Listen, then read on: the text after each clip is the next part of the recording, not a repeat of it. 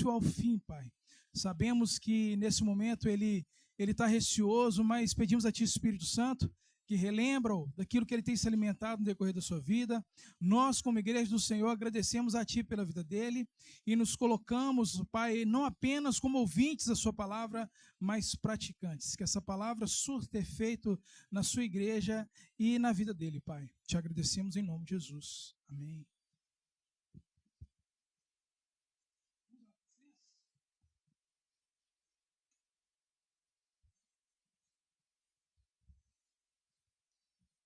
Amém. Glória a Deus. Estenda suas mãos para cá mais uma vez. Pai, nós queremos mais uma vez agradecer ao Senhor por essas crianças que o Senhor trouxe aqui nesse lugar. Oramos a Ti, Pai, pedimos a Ti que repreenda tudo aquilo que não provém do Senhor. Coloque as suas poderosas mãos sobre a vida de cada uma dessas crianças e pedimos a Ti, Senhor, que instrua os seus pais para que eles venham compreender, Deus, a importância do que é ter o Senhor, Deus, na vida dessas crianças. Te agradecemos em nome de Jesus, que seja com cada uma delas até a sua vinda, Pai. Te agradecemos. Amém. Amém. Boa noite, igreja. Paz seja convosco, amém? Gente, eu não tô nem um pouco nervoso, o pastor mentiu, tá? Imagina. Mas é uma graça de Deus poder estar aqui, porque a palavra de Deus vai ser pregada, amém? Queria convidar vocês a abrirem Efésios, capítulo 2, versículo 8. Aquele que for encontrando pode ficar de pé.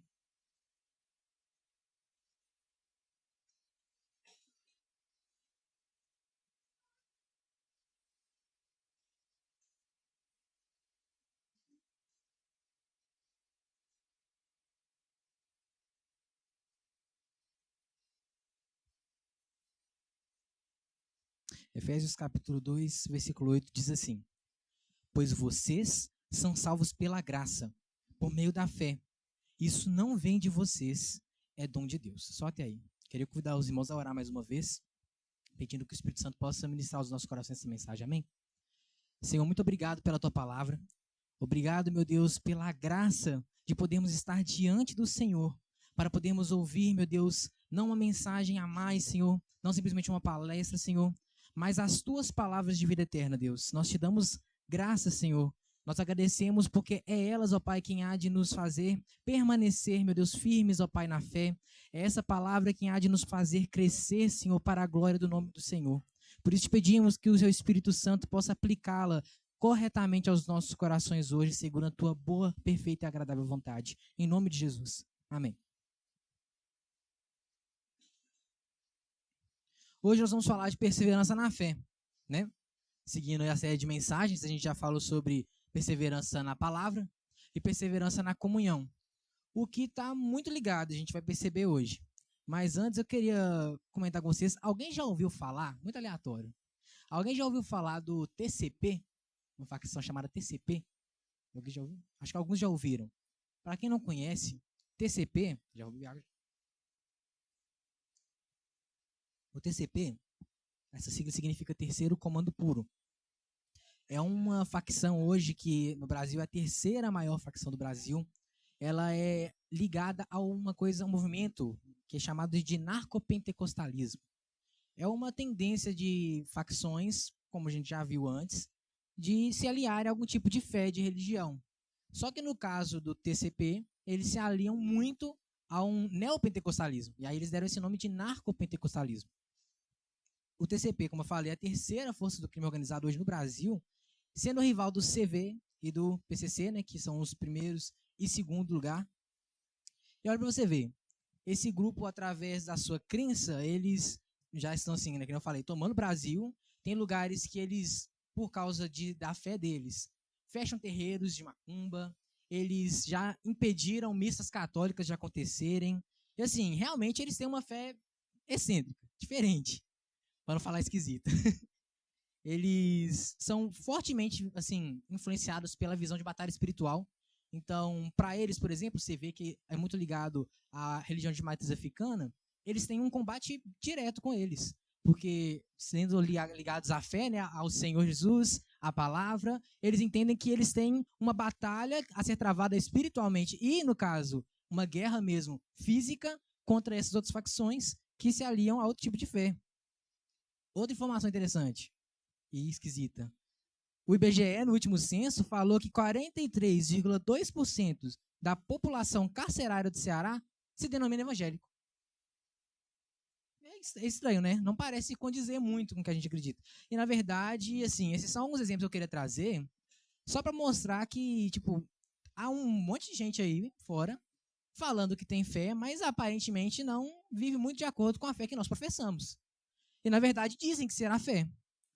Esses são exemplos extremos, mas a gente tem alguns outros exemplos. Por exemplo, tem pessoas muito sincréticas hoje, até mesmo dentro da igreja, que experienciam diferentes tipos de espiritualidades e crenças, por vezes até dizendo que todas essas fés, ou fezes, vamos falar assim, essas religiões, esse tipo de religião qualquer, esse tipo de crença toda, né, estão todos servindo a Deus, no final das contas.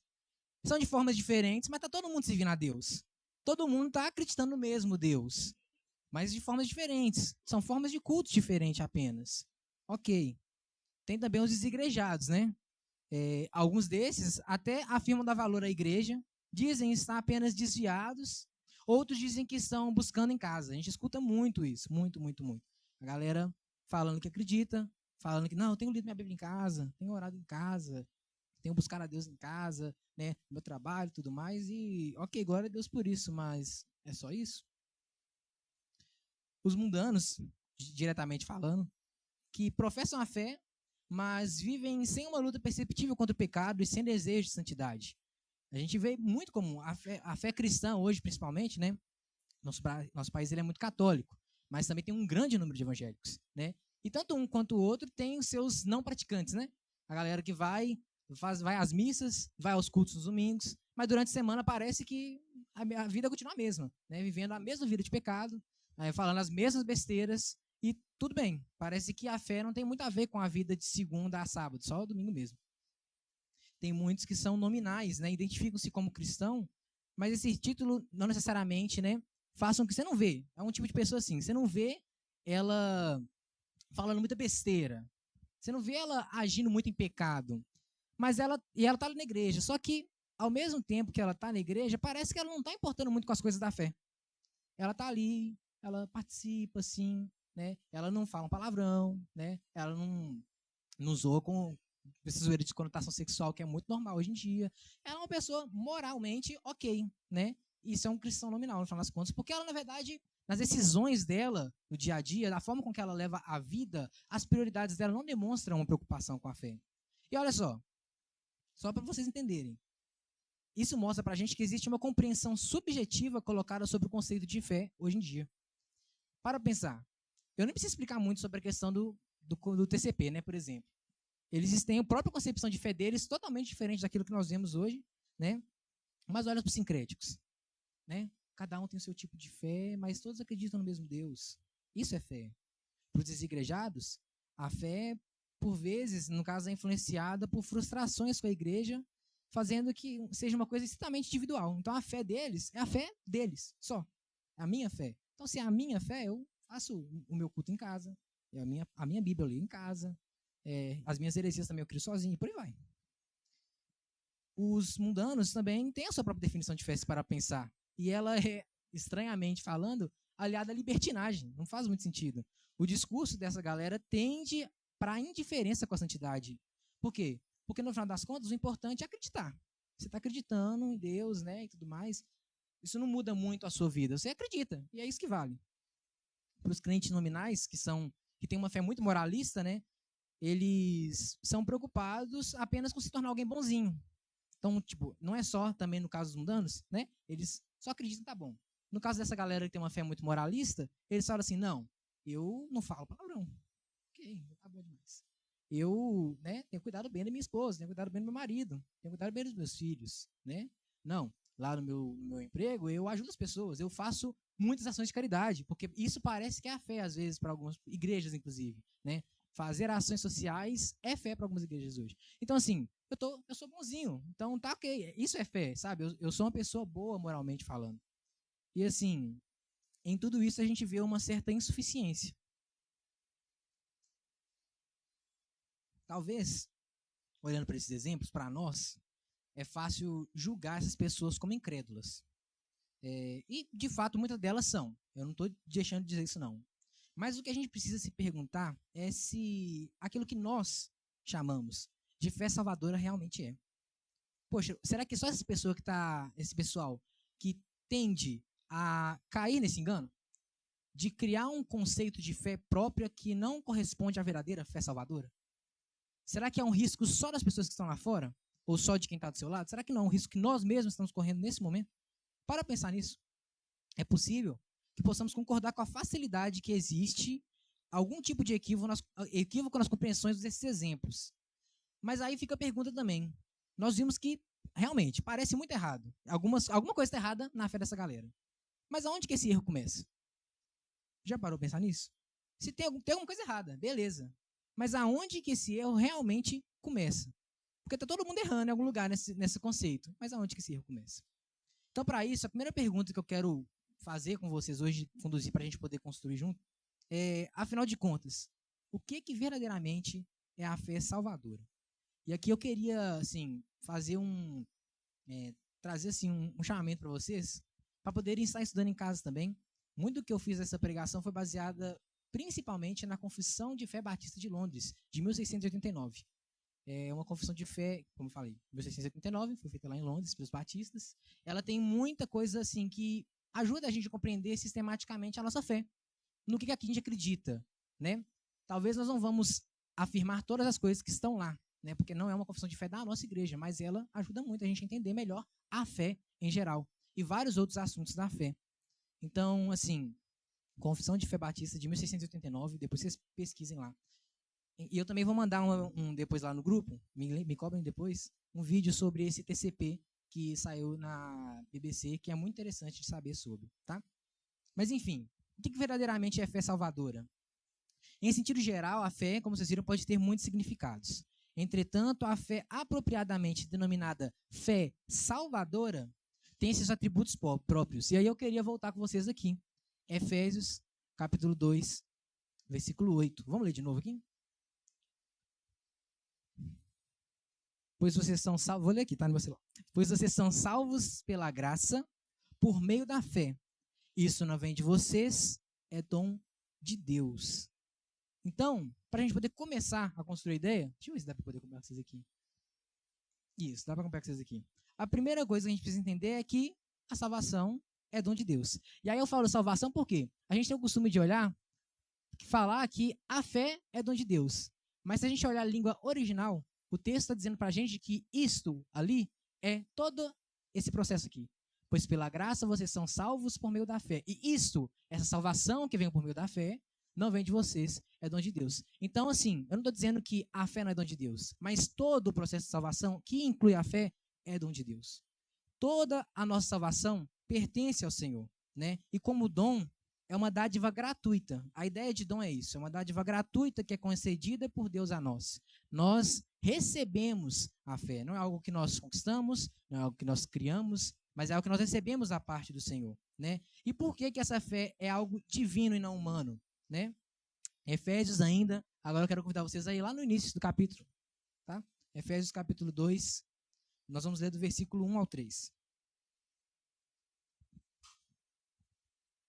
Vocês estavam mortos nas suas transgressões e nos seus pecados, nos quais costumavam viver quando seguiam os padrões deste mundo e o príncipe do poder do ar, aqui Satanás, tá? O espírito que agora atua nos filhos da desobediência. Antes, todos também vivíamos como eles, satisfazendo os desejos da nossa natureza pecaminosa, realizando as vontades e os pensamentos dela. Como os outros, éramos por natureza merecedores da ira. Paulo aqui está descrevendo morte espiritual. É um estado onde nós estamos separados de Deus, sob o domínio do pecado e entregues a Satanás. Nossa natureza era incapaz, e aqui eu falo era para os crentes, tá? Era incapaz de sequer desejar o bem. Não havia em nós qualquer vontade de buscar a Deus e sua justiça. Para quem aí já estudou um pouco sobre calvinismo, nós chamamos isso de depravação total. O homem é incapaz, totalmente incapaz de sequer desejar fazer algo bom se não for a ação de Deus. Nós podemos parar para pensar assim, mas tem muita gente lá fora que faz algo bom. O nome disso é graça comum. Tem um outro termo para isso. O Senhor nós não só somos assim péssimos e destruímos o mundo e a nós mesmos, porque há uma graça, a mão estendida de Deus sobre nós para frear o mal, até mesmo naquele que não são cristãos nesse caso. O mundo hoje só não é destruído pela graça do Senhor, pela mão de Deus estendida que não permite que o mal que há em nós venha para fora por completo. Ele é retido, ele é freado. Entretanto, algo acontece diferente para aquele que crê. Nós éramos incapazes de crer. Veja, nós estamos falando sobre a ação ser de Deus, ok? Então, primeiro a gente tem que falar sobre a nossa condição. Morte espiritual. Totalmente incapazes de crer. Separados de Deus. Dominados pelo pecado. E a palavra dominado é importante, porque fala que nós realmente somos escravos do pecado. Nós não temos escolhas sobre o pecado. Um escravo tem a opção de escolher alguma coisa diante do seu senhor? De forma alguma. Essa é a ideia da nossa condição diante do pecado. O pecado era o nosso senhor. O pecado nos escravizava, ao ponto de nós não podemos fazer nada. Nós realmente não tínhamos capacidade. E olha, morte espiritual. Morte espiritual. Vamos ler primeiro 1 Coríntios 2, versículo 14, para nós complementarmos essa ideia. É um versículo bem famoso. 2 Coríntios, capítulo 2, versículo 14, diz assim. Vou ler aqui com vocês. O homem natural não aceita as coisas que vêm do Espírito de Deus, pois para ele são loucura. Não é capaz de entendê-las, porque elas são discernidas espiritualmente. E esse final é muito importante. Ele não é capaz de entender, porque essas coisas são discernidas espiritualmente. E qual é a condição do homem hoje? Um homem que não tem o Senhor? Morto. Ele está morto espiritualmente. Como que um morto pode compreender alguma coisa? No final das contas, essa era a nossa miserável condição. Nós não tínhamos a capacidade de crer. Só que, Efésios, capítulo 2 de novo, nós paramos lá no versículo 3, o capítulo não acaba ali. Nós éramos incapazes. Efésios 2, versículo 4 e 5 diz assim: Todavia, Deus, por ser rico em misericórdia, por causa do grande amor com que nos amou, deu-nos a vida com Cristo, quando ainda estávamos mortos nas transgressões. Mortos nas transgressões. Pela graça, vocês são salvos. O que aconteceu nesse momento foi a regeneração do ser humano. Baseando-se lá na promessa de Ezequiel, aquela frase famosa que a gente gosta de cantar muito, né? É que Deus tira o nosso coração de pedra e nos dá um coração de carne. Essa era uma promessa para nós que se cumpre através da regeneração, o processo de regeneração. O coração de pedra ali, que era um coração obstinado e morto, como nós já falamos, ele recebe a transformação para um coração sensível e vivo, um coração de carne. Deus ilumina o entendimento dos eleitos de forma especial para que compreendam as coisas de Deus. Então há uma transformação no ser humano para que ele possa crer em Deus. Há uma transformação da sua natureza. A sua natureza, que antes era incapaz de sequer desejar o bem, agora recebe um novo coração. Esse coração que era obstinado, morto, que não buscava nenhum bem, agora é capaz, escute, capaz de buscar esse bem.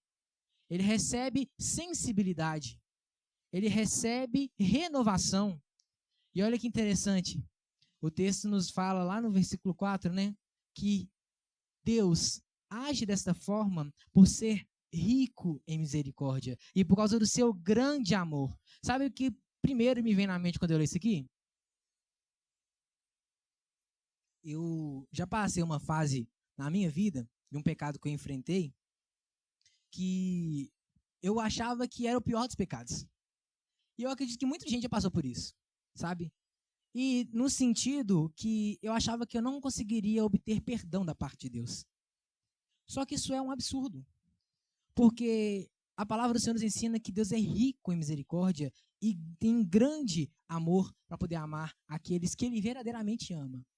E a forma com que Ele ama, nós sabemos, é entregando a sua própria vida. Eu penso que existe graça suficiente para o pior dos pecadores.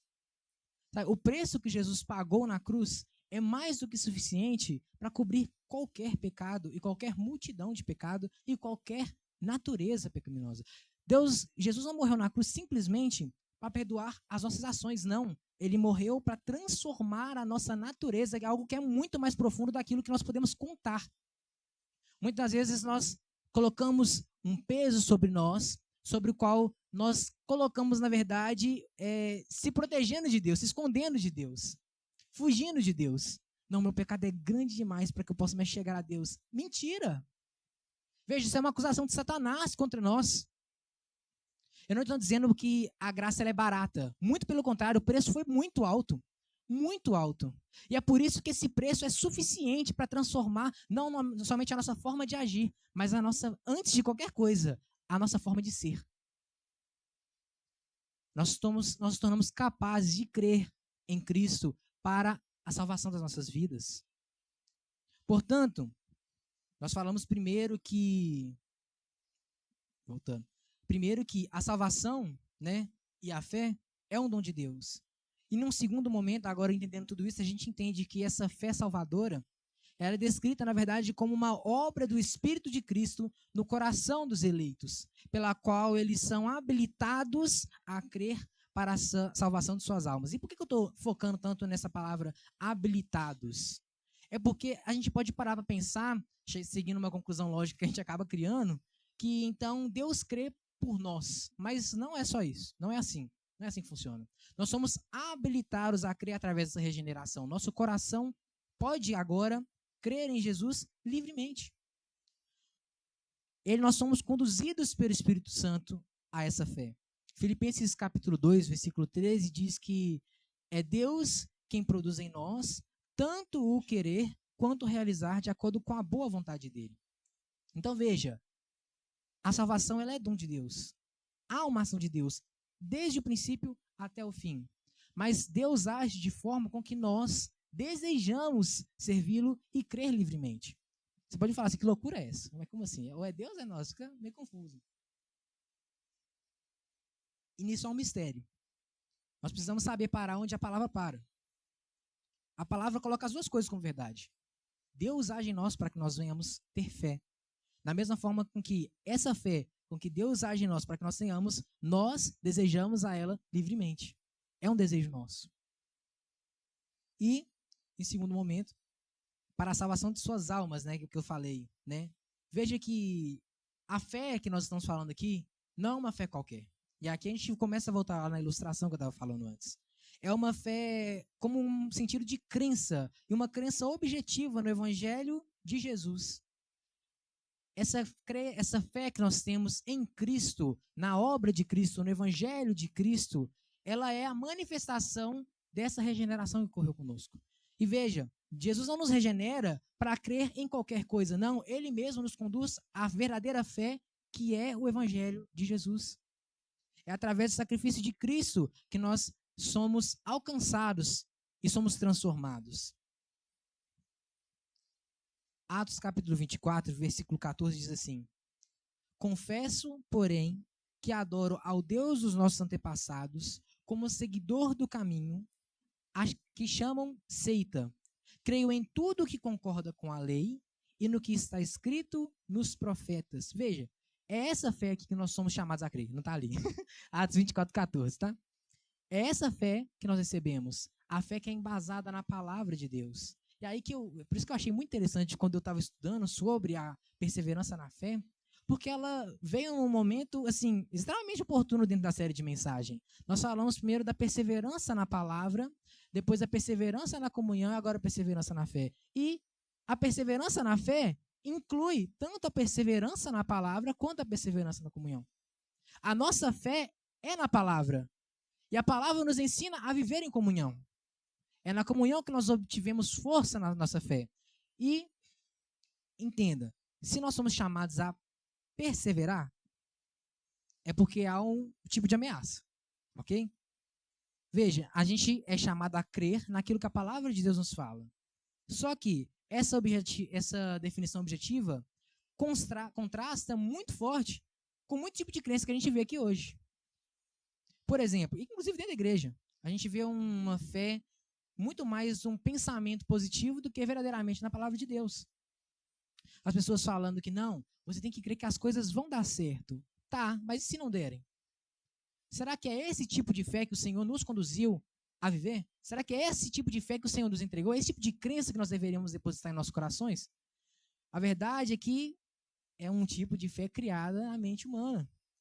A própria confissão positiva que a gente fala direto aqui na igreja, e assim, faz muito tempo que ela está vivendo aí o seu melhor momento no evangelicalismo brasileiro, que é a ideia de você declarar as coisas.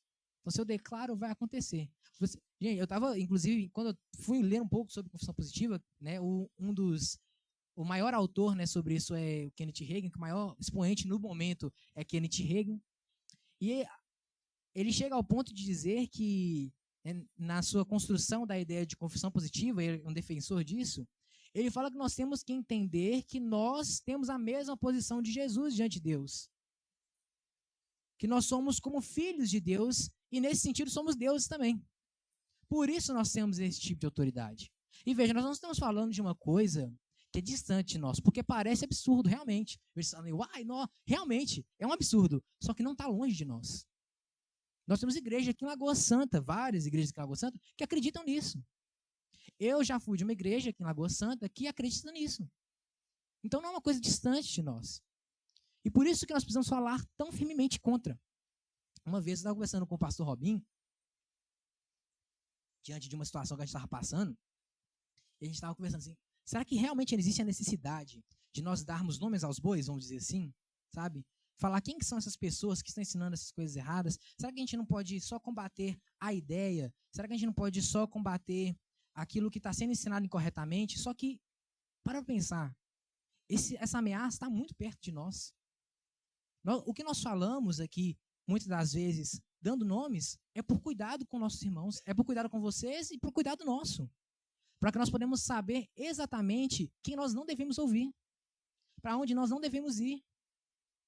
É um cuidado que nós precisamos ter uns com os outros, e é por isso, de novo, que a perseverança na fé faz parte da perseverança na comunhão. É na comunhão que muitas vezes nós vamos ser alertados sobre essas coisas. Então não dá para a gente poder ficar passando pano para esse tipo de coisa. Se há um perigo naquele ensino, então nós precisamos falar quem é que está ensinando isso. Porque essa pessoa tem que ser considerada herege. Não é só uma heresia. A heresia nasce de um herege. E um herege, ele vai falar coisas que não vêm do Senhor. E muitas das vezes, a maioria dos hereges são muito bons em falar. Eles convencem muito bem. Então nós precisamos ter esse tipo de cuidado uns com os outros. Veja, essa definição objetiva também fecha qualquer margem interpretativa para a salvação por outro caminho. A fé é em Jesus, não é em Maria. A fé que salva é a fé em Jesus, não é nas obras. Não é nas coisas que nós fazemos. A fé é em Jesus. Não há nenhum outro meio, não há nenhum outro caminho. É uma crença objetiva em Jesus. É uma confiança firme no Senhor. João, capítulo 14, versículo 6, aquela passagem extremamente conhecida, que todo mundo sabe, é extremamente importante para nós entendermos essa verdade. Jesus respondeu: eu sou o caminho, a verdade e a vida. Ninguém vem ao Pai a não ser por mim. E aqui nós temos duas verdades muito importantes. Primeiro, aqui nós já estamos falando, Jesus é o caminho, é a verdade e é a vida. Não tem outro caminho. Não há outro tipo de fé que salve, senão a fé em Jesus. Objetiva. Essa crença é a crença que salva. E ele, de novo, vem trazer uma informação importante que reforça aquilo que a gente já falou. Ninguém vem ao Pai a não ser por mim. Ou seja, Jesus não é somente o objetivo da fé. Ele é o meio por quem nós vivemos essa fé. É Jesus desde o começo ao fim. E como eu tinha falado, nós percebemos, existem ameaças a essa fé. Então, o alerta à perseverança na fé, ele parte desse princípio. Perseverança significa fortaleza, é ter firmeza em um objetivo diante das oposições. Se nós somos chamados a perseverar, nós entendemos que receberemos ataques. Esses ataques por vezes vão ser violentos, por vezes vão ser prolongados e às vezes constantes. Ainda em Efésios, vamos lá para o capítulo 6, ler o versículo 10 e 12. Outra passagem muito conhecida também.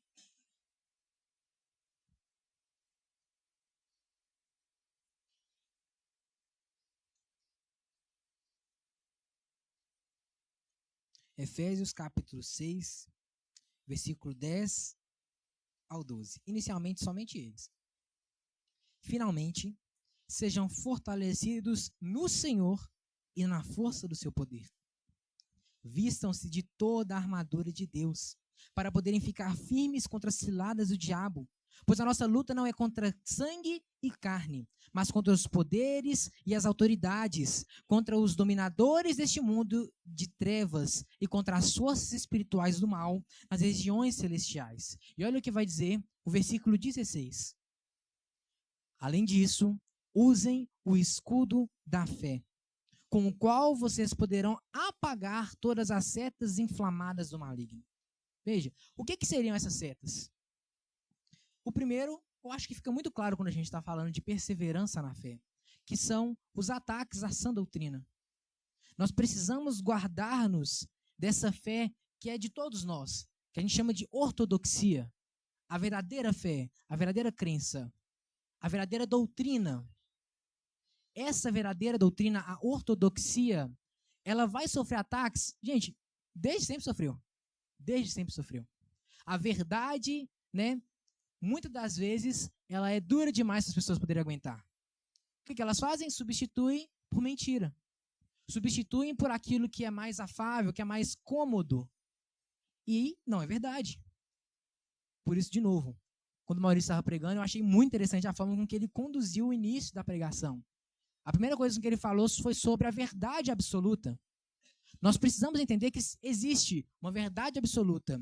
E essa verdade absoluta, nós cremos nela, é a revelação do Senhor, a palavra de Deus. O que nós temos em mãos não é simplesmente um livro qualquer. Não é simplesmente um livro, realmente um livro histórico, como dizem assim, né? Um livro histórico.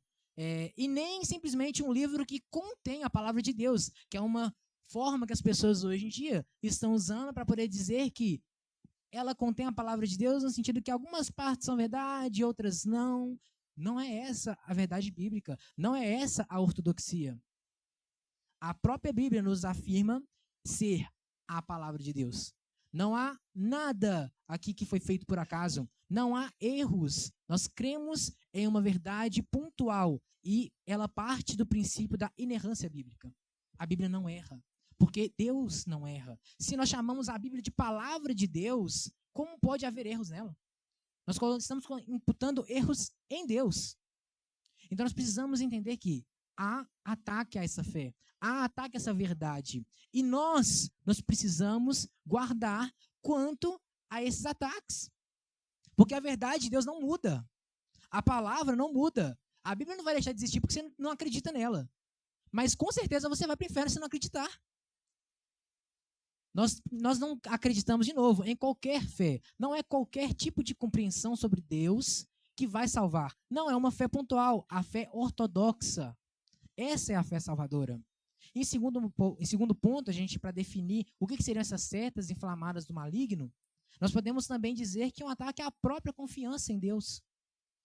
O maligno aqui frequentemente se aproveita do sofrimento, da ansiedade, do medo, das dificuldades para nos tentar a incredulidade.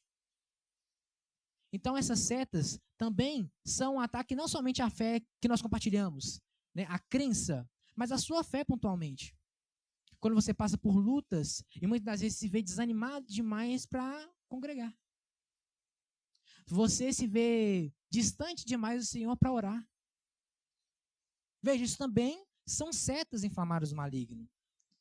Mas nós somos chamados a depositar confiança no Senhor, a usar o escudo da fé.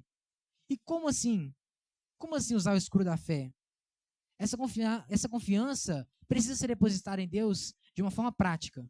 Veja, armar o escudo da fé, para que você possa defender. O que no final das contas seria isso? já aplicando tudo o que nós estamos falando até agora, a pergunta-chave seria, na verdade, como perseverar na fé? Nós entendemos o que é a perseverança na fé, no sentido de que sabemos o que é a fé, sabemos o que é perseverar, sabemos que precisamos nos guardar, mas como é que a gente faz isso? A salvação, isso aqui eu estou lendo diretamente do Breve Catecismo de Westminster, tá? A pergunta 88 tem uma parte que é respondida assim: a salvação é um processo que se desenvolve até que cheguemos à glória celestial. Então vamos lá, nós somos regenerados, lembra? Quando nós somos regenerados, nós estamos transformados e somos habilitados a receber a fé. Por quê? Antes nós não críamos, agora temos a capacidade de crer. A fé é uma resposta a essa regeneração. Passamos a crer em Deus, né?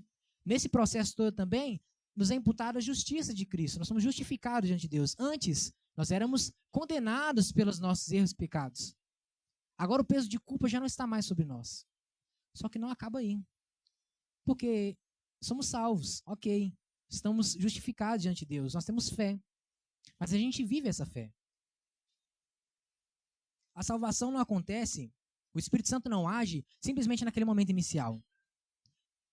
Todas as vezes que nós erramos, pode ter certeza que é mérito nosso. Mas todo acerto que a gente acaba cometendo é por ação do Espírito Santo de Deus. E isso também faz parte da nossa salvação. A salvação ainda continua acontecendo e nós chamamos isso de glorificação. Justificação, glorificação, que vai até o resto da vida. Gente, nós vamos continuar errando, é fato. Mas nós não podemos nos contentar com isso. Qualquer cristão não se contenta com isso. Em viver uma fé rasa, em viver uma vida de pecado. Não, não dá. Isso não faz parte, não condiz com essa nova natureza que recebemos da parte de Deus. Aquele que é regenerado e crê, a forma com que ele crê é reconhecendo o seu pecado diante de Deus e se arrependendo constantemente. Ele sabe agora quem é o Senhor. Não dá mais para poder ignorar a existência de Deus. Ele olha para cima e fala assim, não dá. Não tem como ser a mesma coisa mais. Não tem como agir da mesma forma mais. E a partir disso que começa o processo de glorificação que vai até o resto da vida realmente. E no final, nós seremos glorificados. Onde não haverá domínio do pecado. Lembra que nós falamos que nós éramos escravos do pecado? Nós somos livrados dessa escravidão. Mas ainda somos influenciados pelo pecado até o dia da nossa morte. Só que no dia que nós somos glorificados, não vai mais haver influência e nem presença de pecado. Não vai haver nada mais que nos distancie do Senhor. É nisso que nós acreditamos e é isso que eu estou dizendo. A salvação é um processo que se desenvolve até que cheguemos à glória celestial. Isso significa que devemos continuar crescendo na mesma graça até o fim de nossa vida neste mundo. Por isso, o nosso Deus preparou obras a fim de obtermos o crescimento necessário na vida cristã. Nas palavras de Paulo, fomos criados em Cristo Jesus para as boas obras, as quais de antemão preparou para que andássemos nelas, como está escrito em Efésios capítulo 2, versículo 10. A verdade é que nós somos muito bons para poder esquecer as coisas. Somos muito bons para poder desanimar. Somos muito bons para poder duvidar. Nós somos muito bons para poder deixar que as flechas venham direto no nosso peito. Aqueles dardos inflamados do maligno lá, parece que a gente gosta que eles batam no nosso peito. Quando vem aquele problema assim, a gente gosta de pegar o problema e se amuar mesmo, e se apegar àquele sofrimento. Quando o mínimo problema chega na porta, parece que é a oportunidade para você colocar a sua ansiedade para fora. Nós somos bons nessas coisas. Somos bons em esquecer que Deus está presente. Somos bons em nos animarmos nessa fé que nós recebemos. Nós somos bons em duvidar. Essa é a verdade. E, com isso, o Senhor nos deixa alguns meios. Meios para que nós possamos permanecer nessa fé. Sermos santificados com ela. E eu acho que é aqui que está o centro dessa mensagem. Se nós tendemos a esquecer, desanimar e duvidar, é pelos meios de graça. Esse é o nome. Que a fé é aumentada e fortalecida. Deus deixou para nós várias formas de nós podermos perseverar na fé. Guardar a nossa fé, guardar a nossa confiança no Senhor. E são coisas que, assim, para nós deveria ser óbvio, deveria ser claro. E nós deveríamos dar devido valor, mas nós não damos. Que coisas são essas? A primeira é a palavra de Deus. João, capítulo 17, versículo 17 diz: santifica-os na verdade. A tua palavra é a verdade. Nós somos santificados, somos salvos durante a nossa vida, nossa vida de pecado, através do conhecimento da palavra do Senhor. É na verdade que nós conhecemos mais desse Deus, conhecemos mais de quem nós somos, conhecemos mais de quem nós deveríamos ser em Jesus Cristo. Nós tomamos mais conhecimento, e não é um conhecimento para se acumular, de sabedoria humana, não. É um conhecimento que transforma a nossa forma de enxergar a nós mesmos e ao Senhor e a vida que estamos levando. A palavra de Deus deveria ter um lugar singular em nosso coração, porque, primeiro, ela é o meio ordinário por qual nós recebemos a fé. Ela é a principal forma com que nós somos alcançados por essa fé que regenera, essa fé que transforma. É o principal meio. É o evangelho de Jesus Cristo. Para ele chegar até nós, precisa ser por meio da palavra. Mas nós não damos o devido valor à palavra. Sabe quando que a gente não dá o devido valor à palavra? Quando acaba o culto de domingo, a gente esquece da Bíblia. Ou quando a gente está aqui dentro, no culto, mas está tranquilo de mexer no celular. Tá, eu vou acessar rapidinho, não vou perder muita coisa. É mesmo? É a palavra de Deus. Será que o mínimo que se perde já não seria demais? O segundo ponto é a comunhão, que na verdade não é descrita por muitas confissões como um meio de graça, mas é que eu coloquei porque eu acredito muito nisso e eu acredito que tem base bíblica para isso. Porque se for só eu acreditando, tanto faz, né? Quem sou eu? Mas eu acredito que existe base bíblica para isso.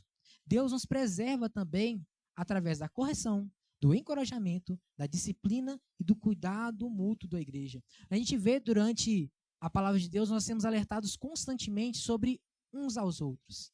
Amar uns aos outros, exortar uns aos outros. Veja, se isso não é uma forma de nós perseverarmos na fé, estar junto com os nossos irmãos, saber confessar os nossos pecados para que possamos ser curados, perdoados, gente, a vida de igreja é necessária para o cristão.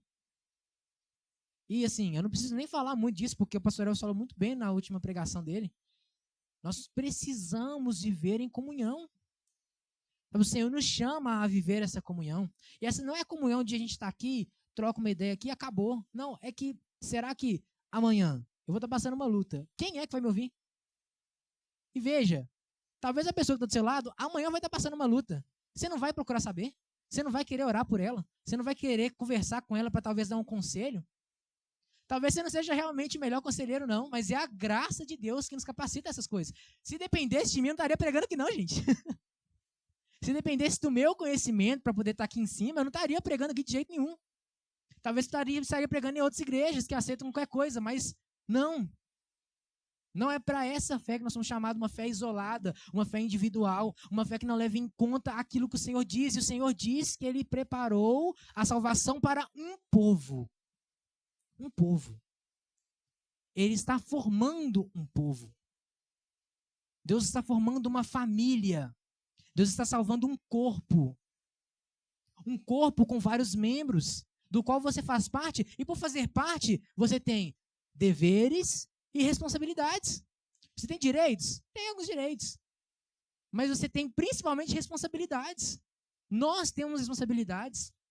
E veja, se eu negligencio essas responsabilidades por ignorância, por exemplo, não estou sabendo o que o Maurício está passando na semana.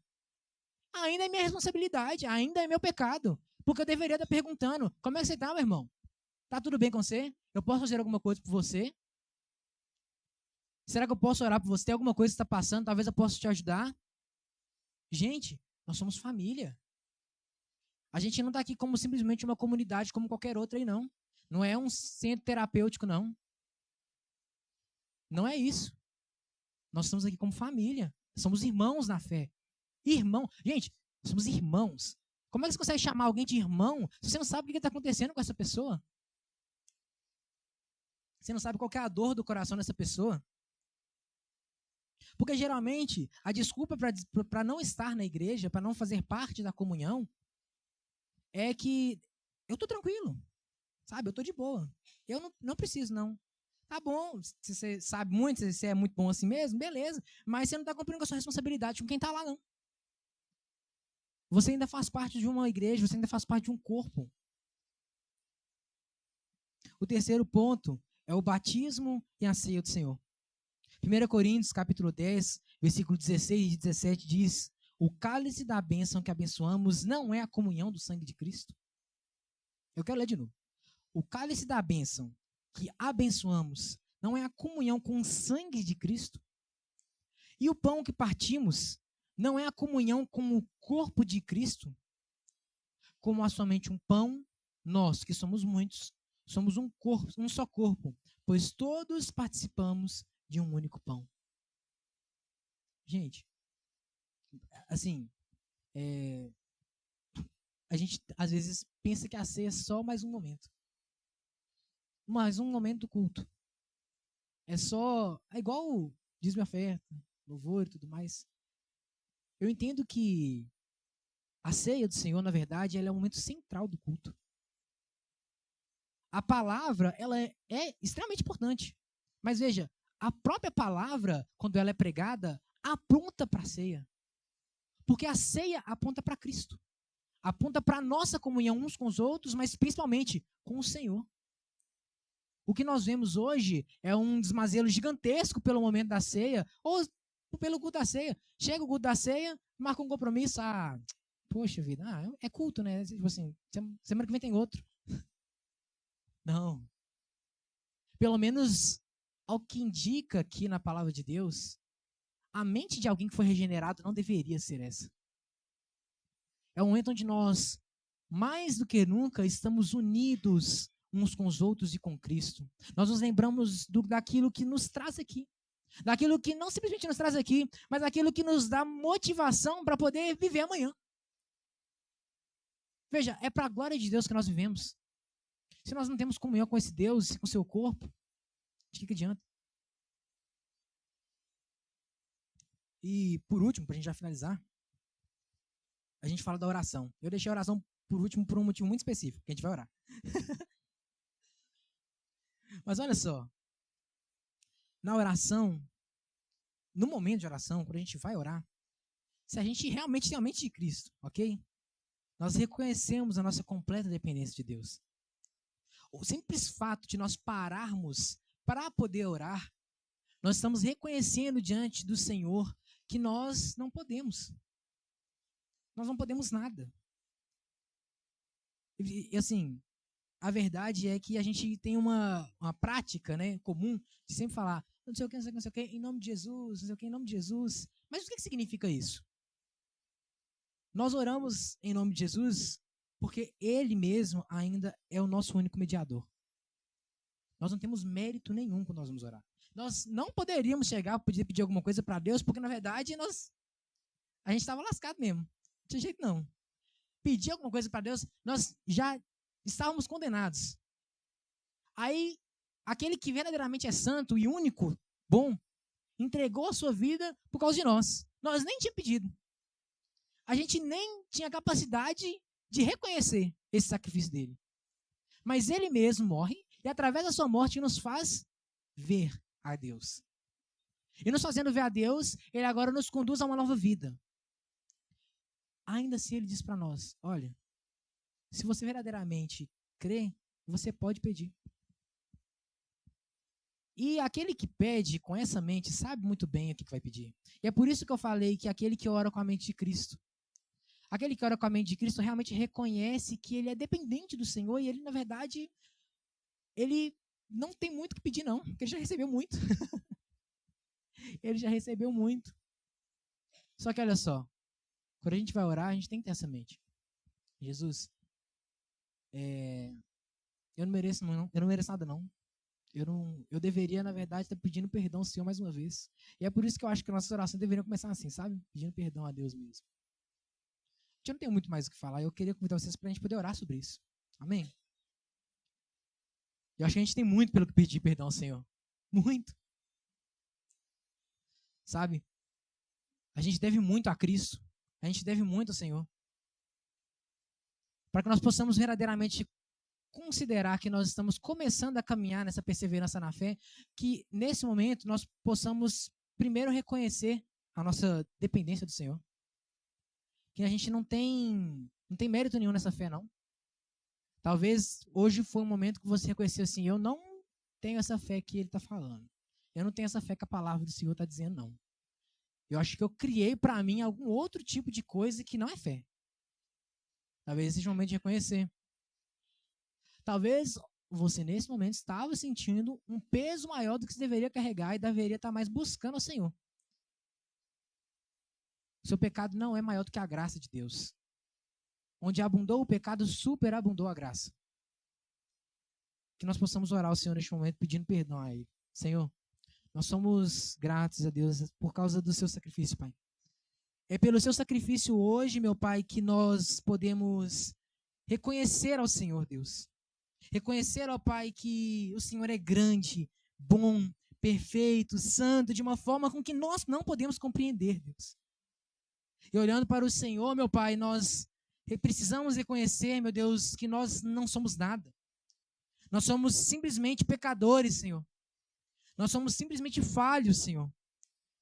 Pai, poderíamos ser alvos, Senhor, da sua condenação, mas ainda assim o Senhor, graciosamente, ó Pai, na sua riqueza da sua misericórdia, com o grande amor que nos amou, Senhor, nos fez, ó Pai, justificados diante do Senhor através da sua própria vida e da sua própria morte, Deus. É uma obra tão grande, de um amor tão incompreensível, meu Deus, que nós não podemos mensurar, meu Pai. E por isso nós simplesmente podemos dizer obrigado, Senhor. Nós não podemos pagar, nós não podemos retribuir. Mas, meu Deus, reconhecemos diante do Senhor hoje, meu Pai, que nós precisamos viver de acordo com essa fé que recebemos.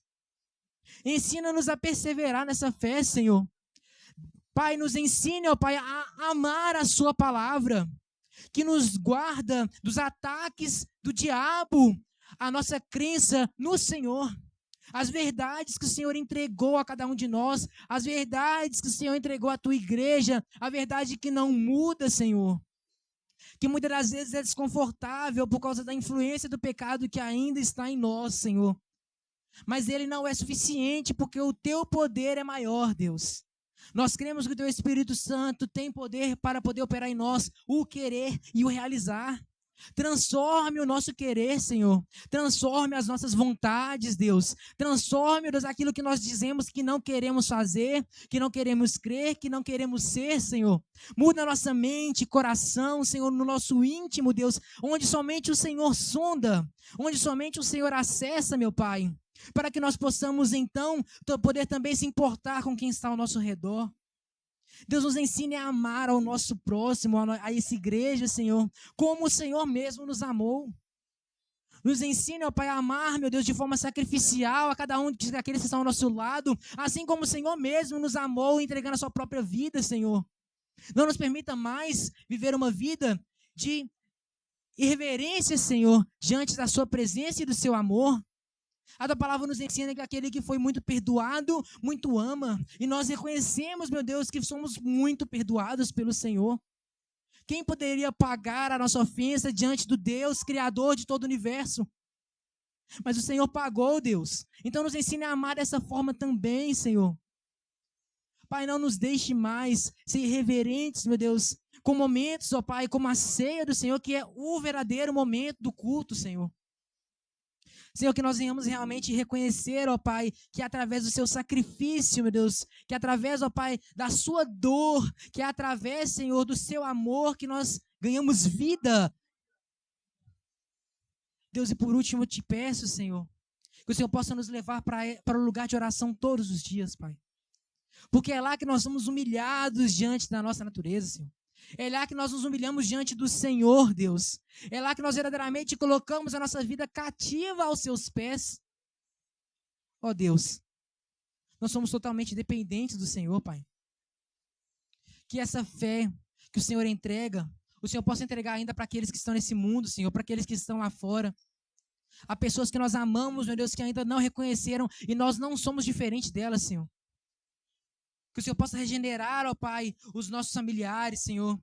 Alcance a minha casa e a casa de cada um aqui, Senhor. Nós te pedimos pela sua misericórdia.